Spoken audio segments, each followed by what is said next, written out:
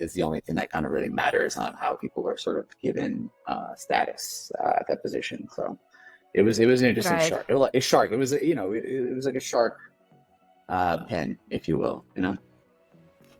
I feel like it was, now that you're talking about sharks, I'm like, jeez, that was like dark Shark Tank. It's like, Yeah, let's help people who are doing shady things get better doing shady things. yeah. We need to help you clean up your image, and it's not going to cost anything easy to you, but Welcome back, everyone, to Business Savages. Today, I have a special savage here with me. Somebody who I've known for, what, almost a decade by now, right? Um, yeah, that's kind of Welcome, crazy. Bash.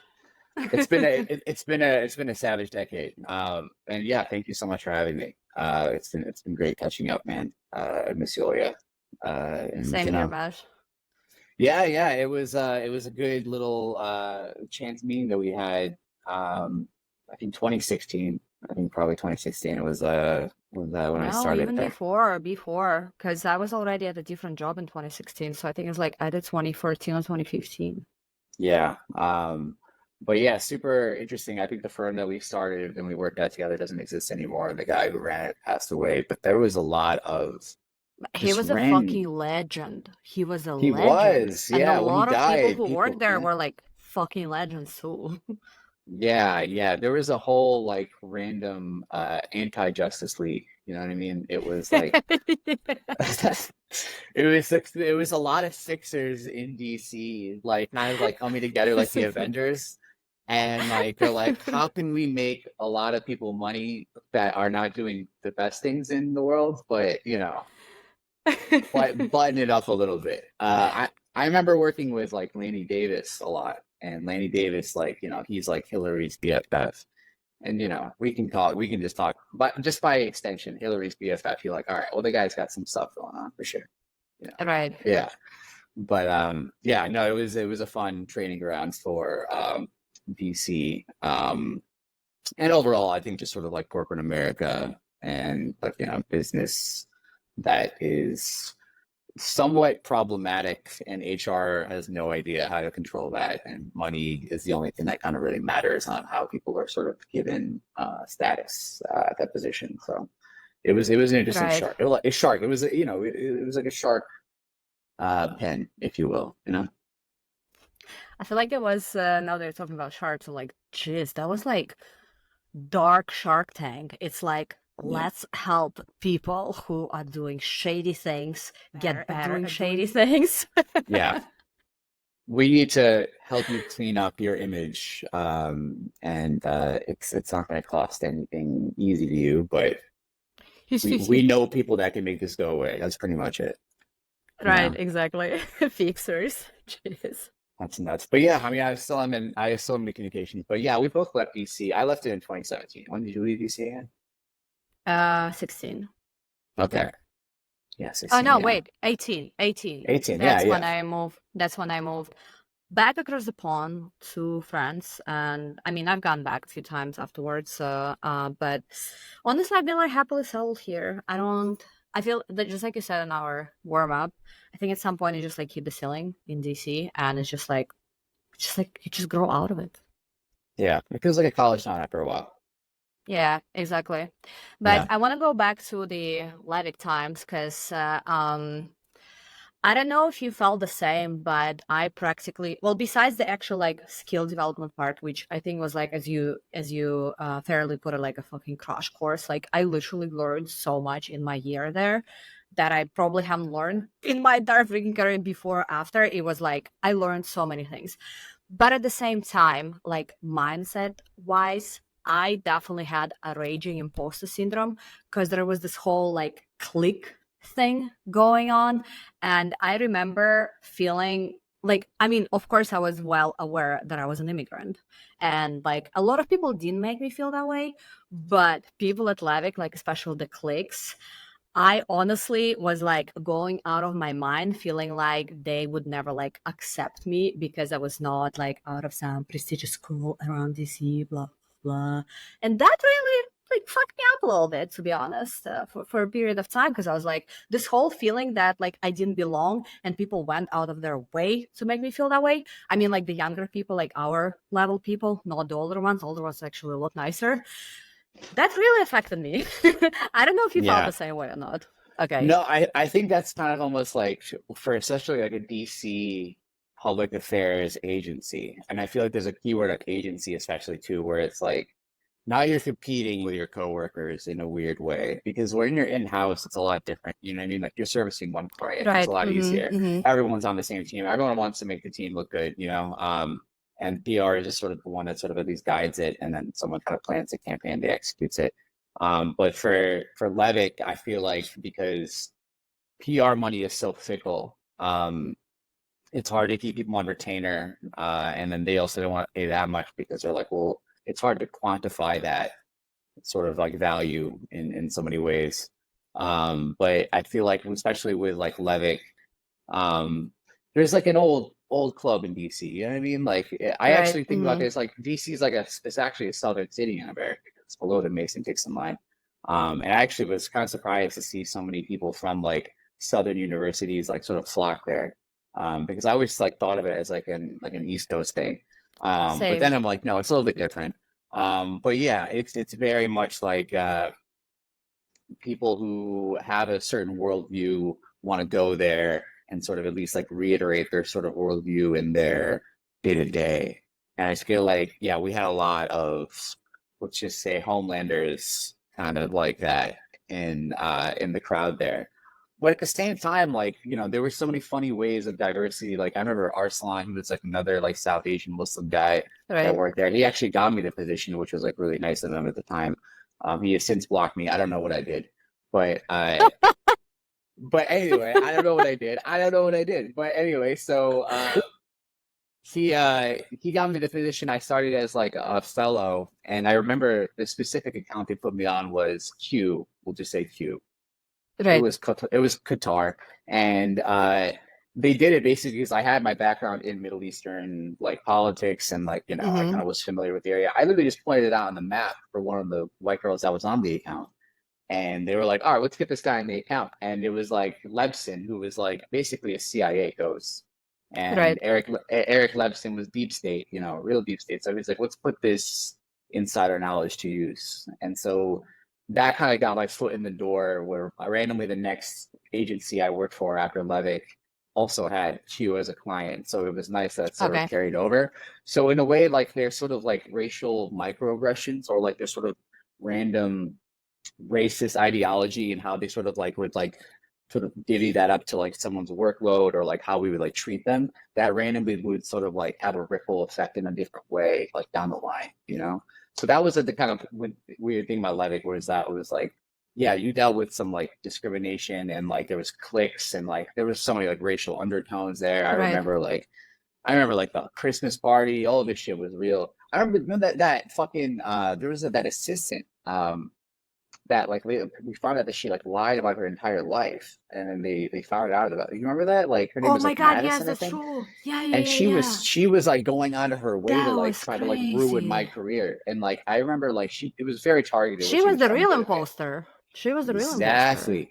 Dude, that's what I'm saying. The fact that it was like there was like a Russian and there was a Muslim, and we were like, we're just trying to do our jobs. And then you had this like sort of like country bumpkin who like was like the born identity. She literally had an entire identity where it's like my Yeah. fiance is in the Air Force, and she like would like cry to like that woman Lauren about like this is what they're doing to my life. They're destroying my life. And later found out that she was like embezzling because like she was working for a Florida congressman who obviously was like, I don't know what the hell is going on. I'm just here because I can drink with some guys and that's why I'm the lobbyist now.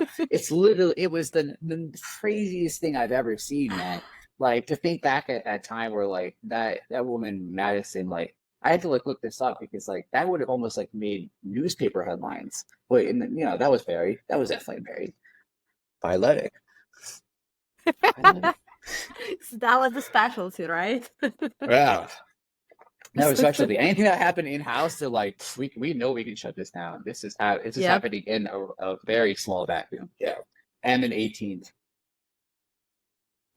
Oh gosh. But Yeah, no, yeah, I but think for this But was definitely a period of my life where I felt like I just really like accelerated in terms of skills, but also like in terms of, I think, my confidence just really took a hit because I mean everybody was smart, everybody was good looking. Like I okay, maybe like okay, 80%. And I felt like that mattered so much in that environment. You just had to be like super good looking, like super sexy, like sex appeal, blah blah blah. And like smart at the same time. And I'm like, holy shit, I'm like, I'm usually, I don't know, the most good looking person in the room. What is happening? And yeah, I think that just kind of like put me in this position where I just like started doubting if like what is my self-worth?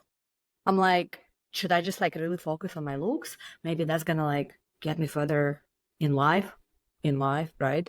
Or should I just like really work on my skills? That just like screwed me up for a little bit, to be honest. yeah. I mean, I think when we see at least like, well, at least DC is called like ugly Hollywood, which is kind of funny. But I think they would definitely try to make people feel like you needed to like look prim and proper at the office. You know what I mean? Like kind of like make this be like suits on USA. You know, like everyone kind of needs to like look hot. I think now, especially after the pandemic, now like I go into the millennial workplace and like it's so much less pronounced like that. You know, like I think everyone's sort of at least calmed down on like the sexy business attire. I think now everyone's just like, you can wear athleisure to the office at this point, Right. like, yeah. And there's still some sexiness to that, but I think we definitely work in a very, I think pre-Trump sort of DC where a lot of this sort of like, I guess like the swamp was not self-aware. You know what I mean? Like Oh, for we had sure. there Yeah. there was there was there I mean I remember like after that sort of like election happened, there was just so many people who were like, how could this happen? I'm like, well, if you know people in DC, it's like, yeah, they don't want to get a lot of things done, one, and they're like insanely focused on like their status or like how much power they have in like the government. Like they're not really like genuinely looking out for people's interests, and they're very like finger waggy about it. And it's kind of annoying, and they're very out of touch. You see that on the Hill, and then you see the people that have to like pitch to people on the Hill, and like how like the media Right. operates and all Right. that. Um, and so like yeah, I feel like it was very much like they thought they were like public servants, or like they're giving like this illusion of that, but then like they really were like the bourgeois. Like they were like sort of like thumbing their nose at like most of like the American population. And to go there and see that, it's like I was like disillusioned. You know what I mean? Like when you go to DC, you're like, all right, like I'm trying to like see if I can make some cool policy decision that maybe like you think are going to benefit most of the people, or like I think there was Obama era at the time, so everyone was kind of like Right. flocking there as a millennial. People were optimistic about politics, um, and then you get there, you become a little bit like disillusioned, a little bit more jaded about it. I definitely was jaded about it by the time I left. I was like, I don't, I studied politics, you know what I mean? Like, and so like By the when you see time how I it works, realized yeah, how it all worked, and I was like, geez, okay, even if you truly want to make some impact or deliver some value, you just get shut down because there are too many hoops to jump through. So at the end there, I'm like, yeah, fuck it, let me just see what I can make happen through the people that I know. Like it's all that it's about. yeah. It's all about people that you know. And like the first question that you get in DC is not what's your name. It's like what is it that you What do you do? do? Like what Yeah, is it that yeah, you can do for me? yeah. I've literally seen people like wordlessly pass each other their business cards in an elevator before like even like talking.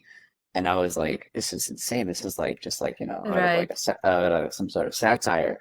Um, yeah, and I definitely like it was a great place to sort of at least like that's where I started comedy, and a big reason I started stand-up comedy was because I was becoming so like bored by like the mundaneness of like that sort of like day to day, like the Levick sort of like the PR of it. I was kind of like, this is not actually what I thought was going to be fulfilling to me at the time. Um, Right. and so I was going through like a huge phase of like what do I want? Like I have to like feel like I have something to look forward to, like because I thought I was going to be able to like look forward to like maybe like what I'm doing as my job. And then with stand up, I remember starting that and like, well, now this randomly has become not like I guess randomly because I had sort of always an interest in it, but then like this became my passion. And funny enough, basically to my detriment of my jobs in DC. I remember at Levick specifically, there was so much skepticism from like the people like Zach or like these other people who were like, Right. "Don't quit your day job." And that was always like, you know what? At the time, I get it. It's like it's hard to start out, especially when you're maybe that young. And I definitely didn't know who I was as a person. So you have to really put yourself out there and you have to also grow up or figure out who you are while sort of like publicly putting yourself in a position to humiliate yourself. Um, so you learn a lot about yourself just by trying to do it. But then at the time too, I think like because of DC and like what I was doing for work and all that, I was like, this is not who I thought I was. So I got to figure out like who am I going to be on stage? Because I can't really just have this political background and kind of like be this like political optimist anymore. Because that's not really what I guess wanted to be anymore. So that's good. I have to be a completely different person now on stage. And New York was a good So way to reinvent that. is being or did being on stage help you really figure out who you are, what you like, what you're standing for? Yeah, I mean, like it just feels nice where I feel like, especially at like places like Levick or maybe like agencies that I worked with in DC afterwards. It's like, could I be myself in a weird way? You know what I mean? Like, could I make I know exactly jokes? what you mean. Yeah. Mm-hmm. Yeah, like Mm-hmm. like can I truly like just like make joke? But like there's definitely moments where like you're like you have to sort of like fall in line in Right. DC and like it felt like I had this sort of like cap on me and I needed to kind of like, needed to say some stuff like that was like not even like, remotely like contrarian or like political or like had like an agenda behind it. It was just more of like, let me just like have fun. Some of my Mm-hmm. coworkers, it was just weird. It seems like these coworkers are not like they're humorless people sometimes. And that's not to say that every one of them was, but like to go out I don't know. So I mean, at least with stand up, like it was fun in the sense of like people are listening to me. I feel like I have this charisma. I feel like I can make a group of people from different backgrounds laugh. Let me see if I can like do that. And it has to be sort of entirely reliant on like my performance and like my writing. And so that's a cool challenge. But it was enough that I think that was like, oh, I've done sort of similar things in high school and like college. I like public speaking. That's what I kind of figured out. And I was like, how do I make that into a skill in like PR? Sure, it's definitely like a very prominent skill to be focused in that career. But I was like, I like the immediate response. It's really fun when you do it on stage and it goes well. It feels like a drug. You feel like, you definitely get your Yeah, I endorphins get up. that. Mm-hmm. Yeah. Mm-hmm. And you want to keep on doing it afterwards. Mm-hmm. And so, I think, you've been to my shows. It's so fun to think now, back then, how bad I was. And I had to bring friends too. And like, everyone kind of has to sort of But like you be under kept this, going, yeah, this like perseverance. Yeah. regardless of the absence of feedback or maybe like the presence of bad feedback, you kept, and that's what I thought was remarkable because like this showed resilience, and you're like, I'm gonna figure it out. I'm gonna figure it out no matter what. And I think the once it like doesn't work out in stand-up comedy because you're right in front of people, it's like a lot worse than something not working out in your business because you're not literally in front of people inches away, like trying to make them laugh, and they're like, no, dude, you suck.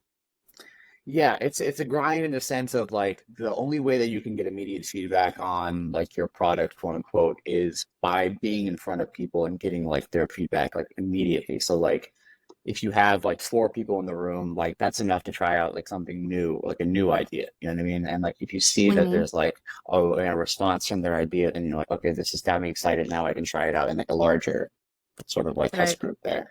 Um, but yes, in the perseverance point of view, it was like I remember like getting because I was just so stupidly focused on it that it was affecting my career to the point where like I was getting fired, I was getting laid off, and they were always sort of like at least pointing in the direction of like you're doing this and like you see it kind of like jeopardizing what you're doing. I'm like, I don't really think it is. Like But either way, so I moved to New Yeah, because York with the it's not like you're making some radical jokes or something like this. So I could never like really yeah, understand the no. connection between the two. Yeah, it was there was like a whole like the amount of like random bullshit that has happened.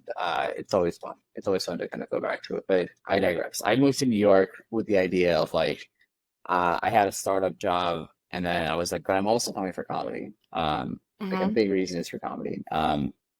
And here was even harder of a reset because there's so many more people doing it.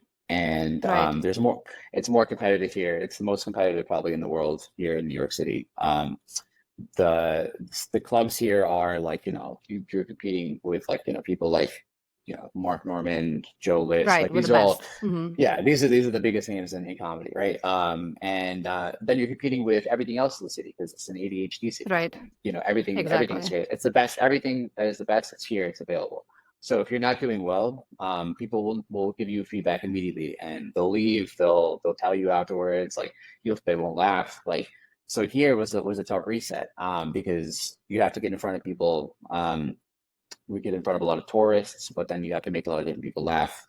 But through I guess perseverance, because This is I true as was well. It's not just like local people, it's the it's not just tourists. So locals. this So is yeah, where it yeah, gets tourists. harder. Yeah. Yeah, no, you have to change up your act. Where like my DC act was so like Right.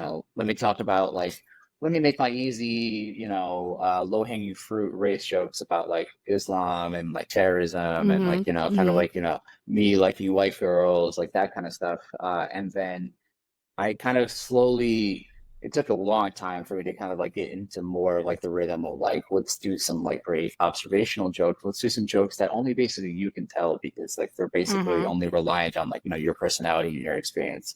And through that became a lot better of a comedian. And also I think just the pandemic was a really big reset where, we were doing Zoom shows at some point. It was like a really random time where like I think we all took the stage for granted. And then when we got back, like everyone was like really into the mindset of like, gotta get better, like, gotta take full advantage of live audiences. But then I also met my wife and just by meeting her and kind of slowing down, because New York is so chaotic and like the stand-up social scene, it's like high school. So it's like, there's cool kids, there's like, Right. cliques.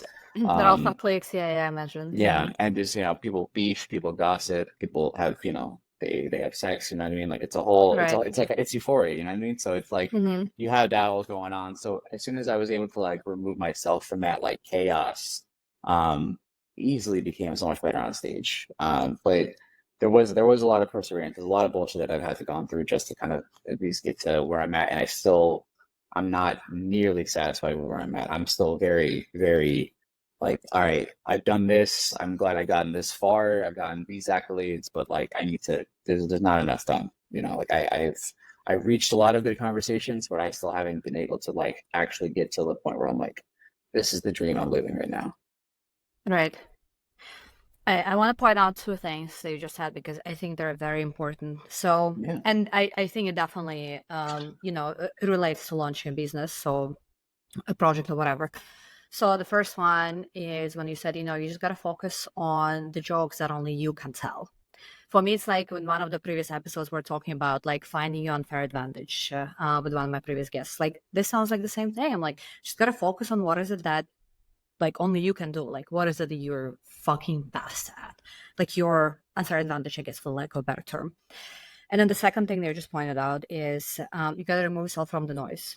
Because what, for example, has happened to me personally, and I've talked about it on also one of the previous episodes, I'm like, I just kept comparing myself to other people who are already like way ahead of me, who've been at it for like a decade compared to me being at it for like 6 months. And then one of the guests was like, who are you comparing yourself to? Like, why are you doing this to you? She's like, the only person should be comparing yourself is you, like you from yesterday. Like, how can you be better today compared to the person that you were yesterday? And it just really hit me hard. And this is how I was just able to keep going. Because at some point I was like, yeah, this is never gonna work out. I mean, look at, I don't know, Mel Robbins or whoever. She's just like, killing it. And I'm just here in the south of France with two kids, like, don't know what I'm doing. Like, this is not my niche. But I really like it. And so I'm like, I just want to keep going. And I feel like it's so funny how it's like similar lessons that you learn in completely different, I guess, outlets. But at the end of the day, it just really comes down to the same principles. Yeah, I mean, I would really agree with that. I mean, to the second point of like, tuning out the noise. I mean, especially with like social media and like the internet right now, Mm, mm. it's a very competitive field. Stand-up comedy is for one, but then also like two, it's like you can see like who has like the largest followings, and then like who is getting like the biggest opportunities. And it's definitely hard for me for sure, because like I have to like see like all these people like day to day, of like not being caught up of like how am I not getting this, or like why hasn't my opportunity not come up. And it's really important to remind yourself that like everyone has a different sort of journey, everyone has a different ticket, dealt a different hand. You definitely, I think there's times where it's like you can't, these are things out of your control, right? Like that's like the ultimate sort of like, I think, way of looking at it, where it's like you can only control so many things. Like these are things that are out of your control. Focus on what you can control. That's the best thing you can do. Oh, I love that as well. Yeah, focus on what you can control, and then like the idea of like stoicism, where it's like what stands in the way becomes the way. Um, Oh, so the that's the obstacle biggest is the thing. way. Okay, yeah. Yeah. But then, yeah, the other one where it's like, focus on your personality, and like, your sort of like own sort of intuition, and not kind of like duplicating or mimicking what someone else is doing. I mean, like, I feel like we all kind of get inspiration from a lot of different like ways. Of Um, course. and I and I and I feel like the best thing to do actually is not to like maybe look at maybe what a similar person's doing or a competitor's doing, but it's like get inspired by something else completely, or kind of at least put yourself in a mindset of like learning about something new, or kind of like engaging with a subculture, or like some type of like creative medium that like maybe you're unfamiliar with. um and see like how that can at least kind of give you an idea in a different setting. I don't know, like for me, like whenever I write new jokes now, sometimes I find myself, it's like, oh, because I'm reading this book, and randomly like I find a fact that like people would find interesting. So I'll now take this interesting fact and I'll make like a joke about it. Because just by telling people that fact, there's already sort of like an initial kind of like, oh, like a spark plug, like, oh, like that's Right. interesting. It's already an idea out there. And then kind of at least riffing off of that, but not in a way of like, this is almost like copying the idea. It's more of like, well, now take that idea and move it to a different sort of like practice, in that sense. Like this is actually kind of like a funny, maybe like not like a metaphor, but like at least symbolic of like my like media career, and like how it can kind of like feed into like a comedy career, where like I'm friend of this journalist I'm friends with. He wrote a book about streaming, and I work in like streaming media now. That's pretty much my whole like background is comms and streaming media. Mm-hmm. And there was a fact that like Apple, like the company, they don't let bad guys in TV and film use like Apple products on screen, and he mentions that in Yeah, the I've book. heard that. Mm-hmm. And it's because he's talking about Apple TV. It's like Because they're very yeah, it was but something about like you can easily identify who the bad guy is because he's not yeah, going to be yeah, using an exactly, iPhone. yeah, Yeah, yeah. yeah, He's yeah. gonna be as nice. So I'm just like, I had to go. It's like my wife's like, oh, he's the bad guy. I'm like, well, his texts are green. Like he has a Lenovo laptop and a Dell desktop. Everyone has AirPods. He has Bose headphones. Like he has a Spotify account, like he has a Google Watch, like it's all of that. And so like when you tell people that idea, it's like there's like a natural sort of like amusement, but it's like an interesting fact that like came from a book that I read. And I wasn't in a it's if I find myself in like maybe like a writing hole, like if I'm not like writing enough, or like creatively I'm not feeling like as productive, reading someone else's work. But that's not a comedy. It's Right. not comedy, right? That's not comedy at all. It was just like something about an industry, something this person was passionate about writing something else. You know what I mean? Like about writing Mm-hmm. this about this Mm-hmm. topic, right? So it's like fine if they're passionate and you talking with them, and you can kind of at least uncover some stuff from their passion, and then that can kind of like randomly like sort of like put energy towards what you're doing in your passion. It's random how things like that work out. So I think like especially for like not you know looking and paying attention to like noise or competitors, and then being true to yourself, it's like that's I think the best way you can kind of like go about those two sort of items there. I like that a lot because it reminds me of something that I read. I think on LinkedIn, a guy was basically he is like an expert copywriter, and he was basically saying, lately I've been getting my inspiration from like a surgeon who posts on Twitter. He's like, he doesn't post about copywriting, but like the way that he's posting has really inspired me to like better understand hooks or whatever, like any other, tips and tricks in copywriting. He was like, I'm just amazed. It's like, this is like my new thing now. I'm just reading tweets of people or whatever, some other content that had a completely different feel. And he's like, it's just really making my brain work. And I was like, this is fucking true. When I read something outside of personal development, it just really makes my brain move in a completely different direction. And I get like what you're talking about, the writer's block. Same. I'm like, if I'm stuck, I just need to like go do something completely unrelated, like get inspired elsewhere. It's been like super helpful. Yeah, yeah. I think that's the biggest thing is that like you can't really fake inspiration or you can't really fake like art that kind of at least can give you a better understanding of like, all right, well, creatively I'm not feeling fulfilled or like, there's like a block mentally, like people need to take like a walk outside. Like I think like, there's so many different ways to kind of go about it, but like I think the brain is smart where it's like you can't really just force it to kind of like sometimes think like this, right? Like, I Right.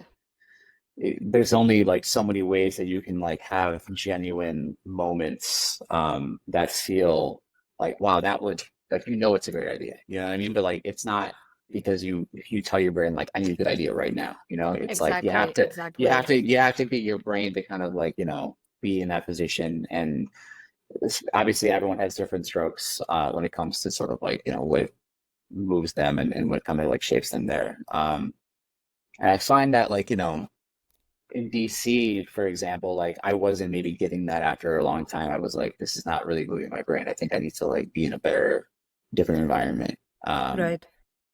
and then when I moved to New York I was in like Upper East Side Manhattan and then same thing with there. I was like more of my people that I'm sort of trying to like vie with, they're all in like Lower Manhattan and Brooklyn. And just by doing that, like my life completely changed for the better. So yeah, it's kind of like you kind of your instinct is going to lead you to things that will almost enhance your instinct. If that makes sense. Yeah. I completely agree. So I've read this study about how your brain needs like mindless work in order to put some of this like neural connections. So the ridiculous examples in the study were like, okay, you ever noticed that you would get your best ideas while showering or like vacuuming or I don't know, doing laundry? And I'm like, fuck, yeah, I do. And I thought I was just weird. But apparently this is how it works. It's like the Yeah. moment you tune out is when the like creative flow starts coming in. And they were basically saying like you just need to like whatever comes during those like mindless moments, you just like need to write it down. Because potentially like the percentage was like really high. I was basically saying 90% of the time you would just forget because it was just like such a small glimpse. And if you don't like hang on to it immediately. And it was basically saying the trick is you write it down and you let it go. Like don't like immediately work on it because then your brain is gonna go into override and you're gonna like kill the original creativity of this.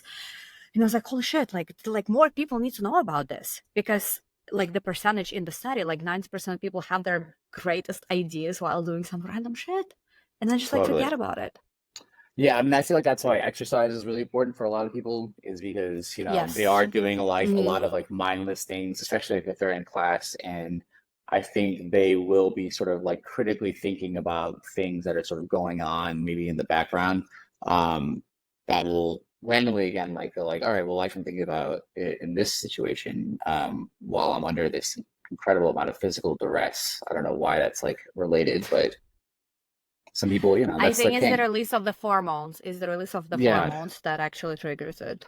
Yeah, endorphins and all that fun stuff.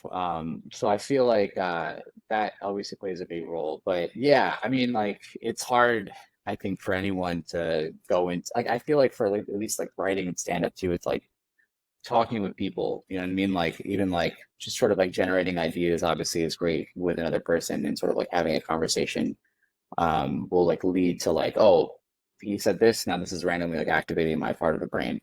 Um, it's tough to, I think, replicate that consistently in like business because there's so many other people now that like try to do the same thing. And I would at my previous position at like Disney, like, same thing with like when I mentioned like agencies are like a little bit more like, competitive, Mhm. like with Disney because it's such a big company. That's also insanely competitive too. Like I didn't even realize Right. that. And so like, you are going up against like people are always trying to like do new things and want to like sort of like push their ideas and they're gonna like go after it and try to like make it the biggest thing ever. Um, and so, you always have to figure out like how much of my passion from these sort of like, endeavors is it able to sort of like see the light because other people's passion and power is going to sort of like try to trump it because inherently I think everyone likes to have an extension of themselves in something that, has like a big outcome. Right. So it's if you're like oh working towards that it's great but then like with stand up it's very selfish and it's very entirely on you so it's hard to work with other people in stand up because you always have this competitive mentality with this other person Yeah, of course. um Mhm. but again to what we were at least discussing earlier it's like you can only really compete with yourself though at the end of the day if you really want to do it well and you can't get focused on what the other guy is doing, how much he's getting paid, or like where he's at on the track. It's like you got to get to your own finish line. Um, and yeah, it's kind of a hard lesson that I still have to like learn as I still do this. I think I'm on year 8 Learning now. it every day. Yeah. Yes, yeah, I think there is like you can never just like get to a point where you're like a superhuman, right? You're always eventually gonna slip into like old habits, bad neural connections, blah blah blah. It's like working out, right? Stop working out, you probably gonna start getting fat. Like no matter what yeah. you do. I Well, mean, you just Ozempic, have to you got either Ozempic. unless you have Yeah, like super genetics. yeah, or Ozempic, But yeah, or still. Exactly. Yeah, yeah, yeah. But again, so usually what I try to do during the show is just like try to point out something. So because sometimes I think people are listening, they're like, yeah, cool, but like at the end of the day, you don't make a conclusion. So what you mentioned about the environment, because you said, yeah, I felt like DC was not a good vibe at a point, and then like up in New York was, oh, upper Manhattan, sorry, was not. I don't think a lot of people realize how much environment matters. And it's not even about like the big city, it's also their like immediate network. I was not aware of it up until I had my first kid, to be honest. This is where it really hit me that I was just like not in a good group of people. Like it was all about gossiping, like talking about, I mean, already here in the south of France, you can imagine everything here is about clout, how you yeah, look, how much you make, blah blah blah. And of course I was like hanging out with the Russians here because low-hanging fruit, there are a lot of them here. too many. It's like exactly too many. Like now I like consciously avoid them, which is what I was doing in DC, which I think helped a lot. But um the lesson that I've learned recently is because I've been like trying to follow this whole mentality of like at least 50% of your immediate network should be people who are like more successful than you, which has really honestly helped. I've been like, I mean, this is gonna sound a bit superficial, but I'm like, I would like to be friends with people who are just like have made it because I'm gonna learn from them, and we're not just gonna talk about I don't know how to wipe our kids' asses over dinner or something. But Yeah, then what I started understanding is that I've been like too focused on the whole business side. I'm like there are people in my network who are, for example, stay-at-home moms, but there are still like lessons I can learn from them, like how to be kind, how to do this, how to do that. And there is something that I've recently heard in a podcast was Tony Robbins. And he was basically saying one of the first three things that I do in the morning, the third thing was him always finding a person to send a mindful message to say like how like proud he is of that person for a certain accomplishment. He's like, and sometimes it's like something very small, but it just like really gets me going at the beginning of my day. He's like, and I know it like matters a lot to the person. I was like, holy shit. I'm like, this is so simple. But I started doing it too, and I'm just like feeling so fucking great. Like it just yeah. like really flips your whole mind. So instead of like getting focused on like competitiveness and blah blah, it just really makes you think about like all of the wonderful things that are around you that you haven't even noticed before. Yeah. I think it's hard to like especially like to give praise to some people without it almost feeling like it's like disingenuous. But then I think like, you have times where you're like, I want to put myself in this person's shoes and also kind of like maybe see that they're like maybe not being acknowledged or like, appreciated for like, doing this and beyond. And then I think people will like obviously like completely like love that response and like take that type of message to heart. But as far as like I think like the network part of it, yeah, I mean like I remember one of the biggest reasons I wanted to like leave like Syracuse when I grew up and like DC and then New York. I mean like I kind of was like feeling like all right, like my friends here, like maybe like I could like be having like different friends or like different friendships.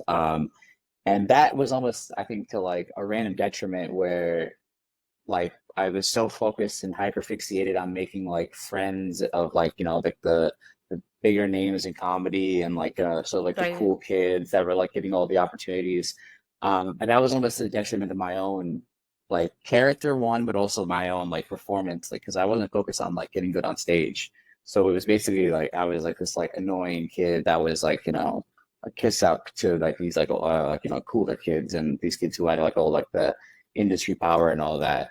Um, and I lost so much time trying to be friends with these people that probably Mm-hmm. really they wouldn't do that as thing that Tony Robbins was saying. They wouldn't do that ever. Like they're very for it, but they're very hyper fixated on themselves and their careers. But then I lost so much time with genuine friends outside of comedy that like lived in New York, that like lived in DC, my own family as well. Just not spending time with them and kind of like overlooking the time I had with them. And it was bad because those people actually made me who I was in a way. You know what I mean? Like I was now sort of like trying to like change my personality to like these other people and try to like, like make myself look like, I was cool for them. And then I sort of like completely sort of like forgot the fact that like these friends are like sort of people I grew up with or like, that I had Right. common interests with. And I can also like I don't have to feel this weird type of like competitive energy with and we'll like feel like, we're always like sort of at our job when we're like hanging out together. Um Mm-hmm.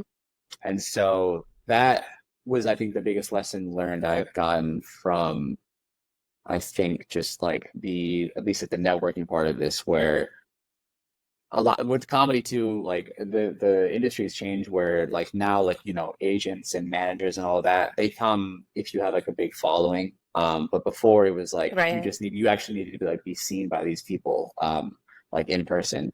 And for me, like I was missing that out for like a long time. I wasn't being seen by the right people. Um, and I thought a big part of that was through you have to like, be friends with these bigger names and they'll get you in front of like other people. But then Mm-hmm. just through my own sort of like I got better and then I started paying more attention to the business side of it and then really kind of like proactively tried to like to basically make my own fate and getting seen by like these types of like, gatekeepers and like, needle movers, quote unquote. And I did get there eventually and it felt great, huge culmination, crazy amount of like just things had to sort of like fall into place. I mean, I'll tell you the story if you like really want to hear it. It's kind of like at least like what it's. Let me hold on. I'm gonna grab my charger. Sure. Yeah, sorry. Because I mean, I think it kind of at least relates to the sense of like there's so many things that needed to happen from an entrepreneurial perspective, and then I needed to sort of like advocate for myself, and I really couldn't take no for an answer. So it kind of at least touches on those types of things, but. Um, at the so there's this big festival in Canada. It's called Just for Laughs. Have you heard of it? No. So it's one of It's the a biggest comedy comedy. festival. It's a big comedy Okay. festival, Mm-hmm. and so they have this thing called New Faces, and basically Mm-hmm. like every comedian wants to get new faces because it's a way to get like showcased in front of like the bigger industry of like California and New York. They all come out to Montreal for that weekend. And so they have these new faces auditions, and it's only for people who have agents or comedian or managers. And I don't have an agent or a manager. So the comedy club that I work at, like that I like perform at, they offered me a very unorthodox way of getting on an audition.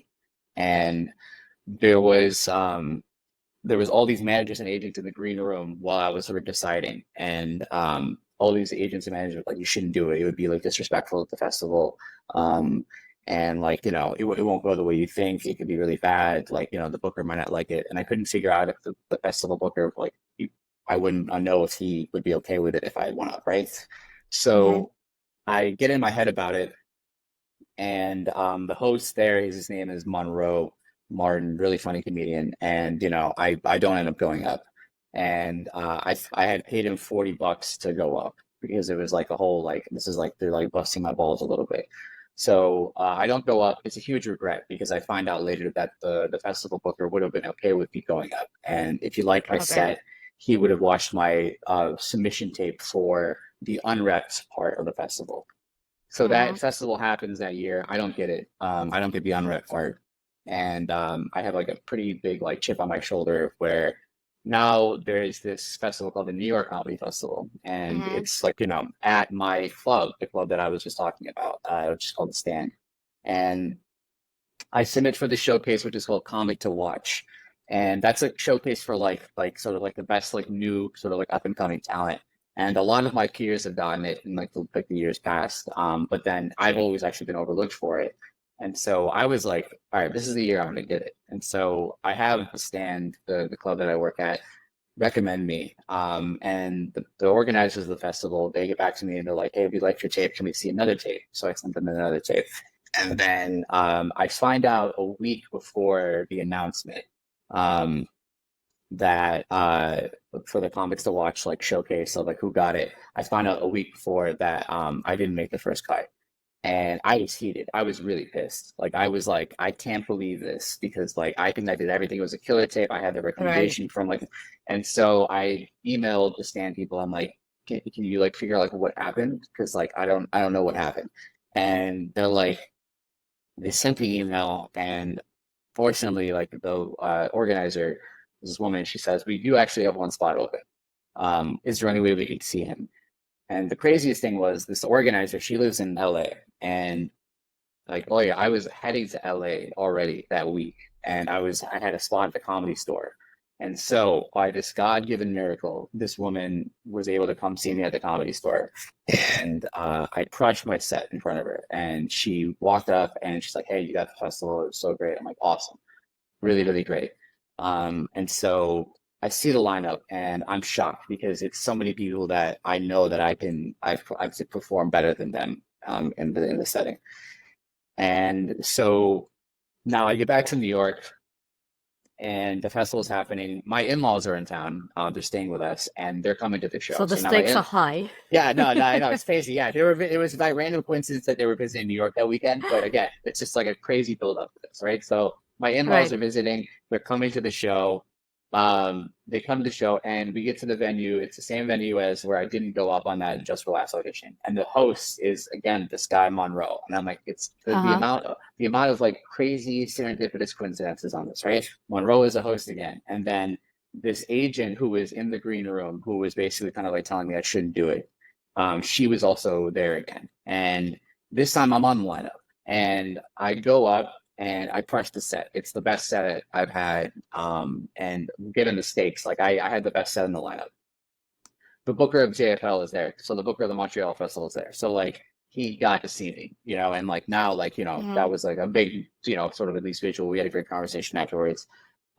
There's this big sort of digital comedy production called Don't Tell Comedy. They do like a lot on social media, and it's like new sort of Comedy Central.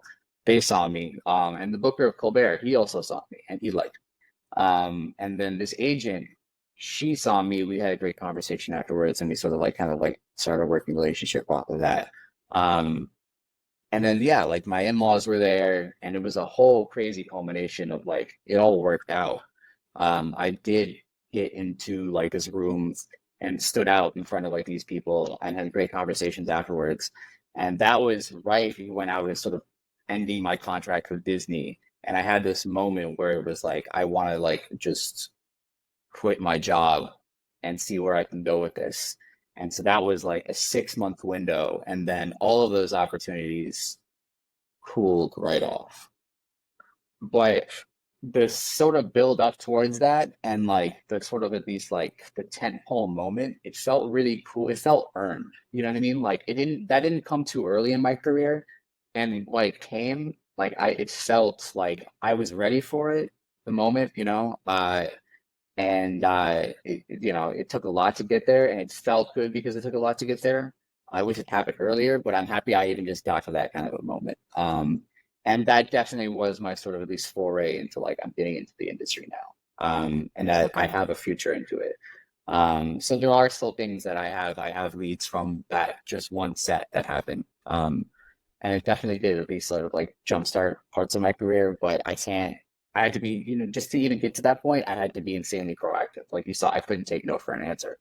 Um, but it was nice, like the agent and like everyone there was kind of like, it was great deja vu moment for you, like really full circle. Like honestly, like when I saw that you crushed, like we were like, good for that guy, man. Like, you know, so it kind of like was, I have so many questions. I have so many yeah, yeah, questions. yeah, go ahead, go But I ahead, go ahead. think the two main questions are the following. So you just mentioned, you know, like could happen in the best timing. So do you think, okay, I'm gonna get like all manifestation coachy right now because I keep hearing about this whole like divine timing. It's like, do you Yeah. really feel like if that happened earlier in the day, it would have not gone as well as it did? So did it really like you did the universe just like hold back until you were ready? Like, is that how you feel about that moment? You know, I don't know. I mean, it could be in so many ways, just because like the sheer amount of like random coincidences that like, you know, I think happen. Like the fact that the host was the same host, that the agent that was in the green room was the same agent, Mm-hmm. and the JFL booker was there. I didn't know who was going to be there. I actually didn't know the industry that was going to be in that room. Um, so the fact that my in-laws were there too, like, you know, really made a great difference. Because like they were like they know I do this and they're actually very supportive of it. But to see me do it now in like this like big setting, they're like, wow, he can really Right, perform. He can right. perform with pressure and stakes. And it was funny because that weekend they were going to tell me like because they knew I was thinking about leaving my job. They're like, we think you need to keep your job. But then the set went so well, oh yeah, that my father-in-law was like, yo, do your thing, 21. You gotta, you know what I mean? Like we can see you doing this. So yeah, I mean, like I think you know what I had mentioned earlier is like when I started in DC, like you know the jokes were hacky, they were really bad, and even in New York, like it took a long time for me to sort of like really get a set that I was proud of. But when I did that set, I was proud of it. I was excited to tell the jokes. I was coming off a great week of LA and some great shows in LA, and that kind of still gave me some juice. But that's the thing with comedy too. It's just like there's so many highs, there's so many lows. I've been really at the Right. lowest. You get to the lowest point and you stay there a I lot, wanna and I wanna then ask you about something that you mentioned, you know, while telling the story. You said you kept getting overlooked. Do you know why that happened? yeah, yeah, I kept on getting overlooked. I mean, I feel like I definitely wasn't ready comedy wise. Like I feel like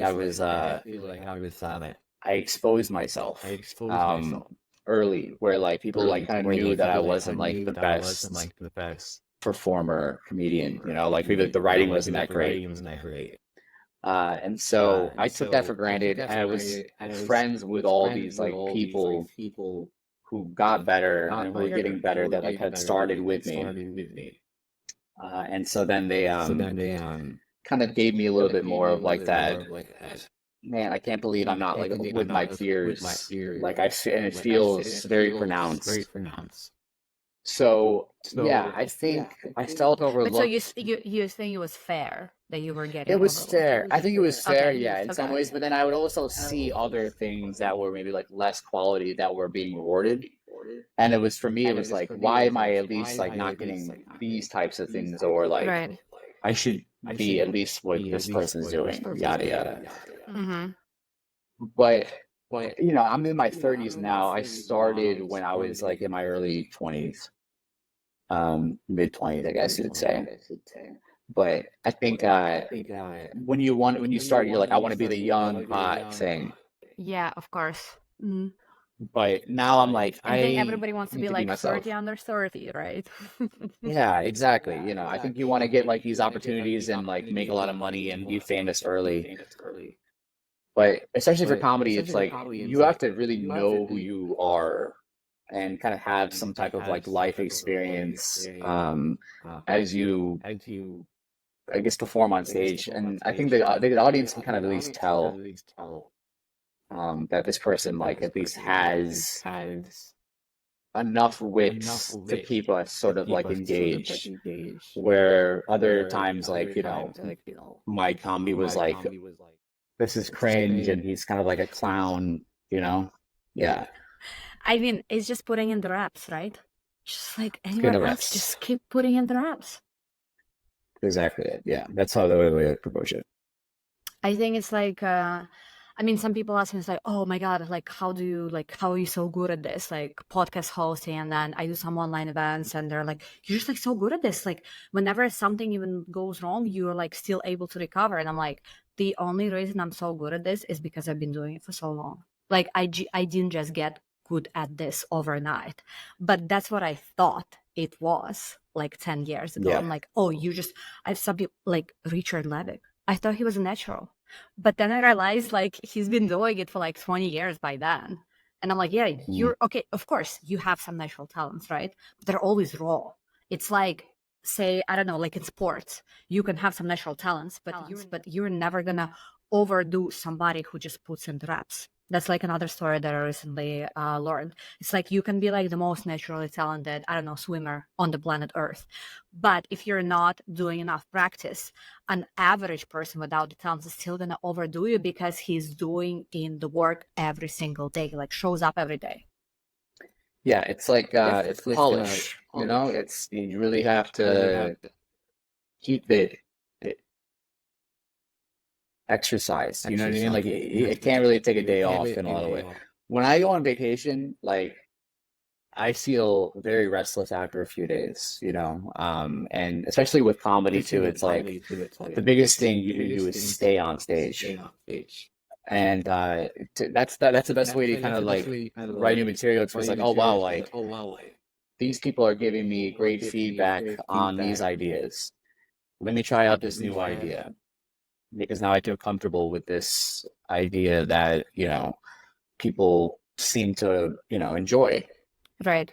But now it's harder because, if stage time slows down, then you have to be like, well, I have to create my own stage time. Like I still produce my own shows. You have to worry about tickets at that point. You got to book the lineup. But it's important to just not be inactive. Yeah. For sure. I feel like we've discussed so many things. But yeah, there was a lot. I know we're like buildup. we're coming up to a whole hour at this point, and what I always do at the end of each episode is that I give listeners homework. So basically, kind of like pointing out things that were discussed and telling them like, now go do this. It's usually like 2 to 3 things between all the things that were discussed in the episode. So, geez, we went over so many important and impactful things. But I think if you agree, I think the three pieces of the homework could be A, tune out the noise. I think it's like super important and can have like immediate impact because I really liked the example that you brought up.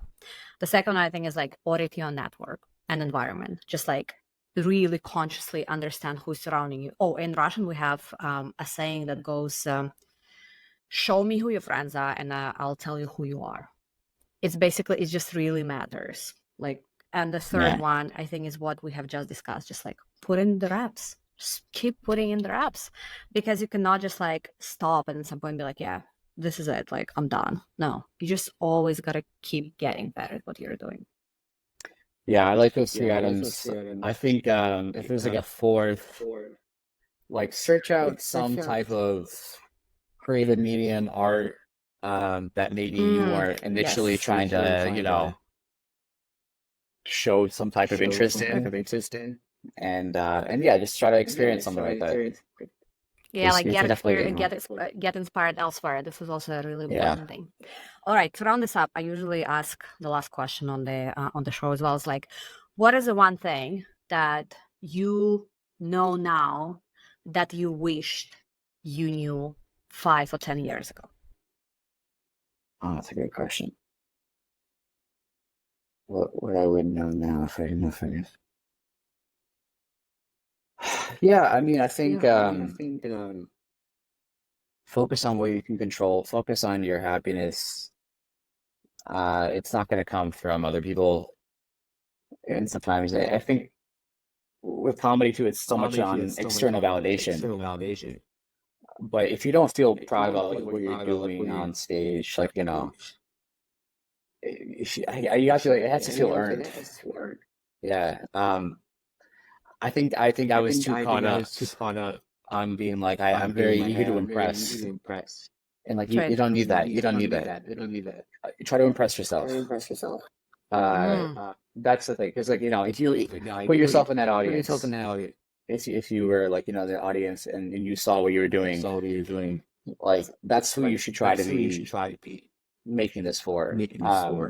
And obviously do it well because, that's how you get paid to do it.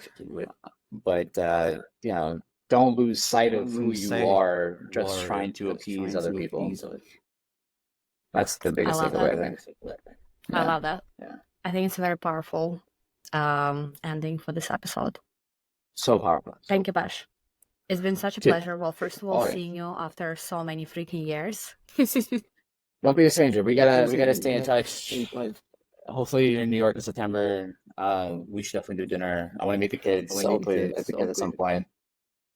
I want to Hope meet your Jesse- wife. I mean, I've heard your jokes Yeah. about her.